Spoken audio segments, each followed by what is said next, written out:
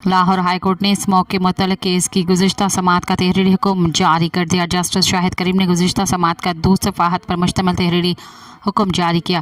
تحریری فیصلے میں کہا گیا ہے کہ دھواں دینے والی گاڑیوں کے خلاف بلا تفریق کارروائیاں جاری رکھی جائیں گی۔ آلودگی کے باعث بننے والی پولیس اور تعلیمی اداروں سمیت سرکاری بسوں کے خلاف بھی کارروائی کی جائے گی۔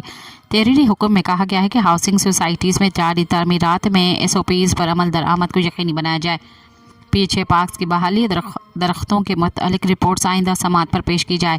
تحریری حکم میں مزید کہا گیا ہے کہ LDA ناصر باغ کے حوالے سے رپورٹ پیش کی۔ LDA نے ناصر باغ کے منصوبے سے متعلق 3 رکنی کمیٹی قائم کرنے کی رپورٹ دی۔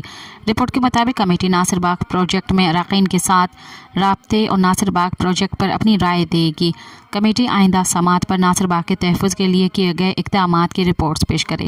سبسکرائب کयो عوامی نیوز HD کے تازہ ترین خبروں لا ॾिसंदा रहो عوامی نیوز HD۔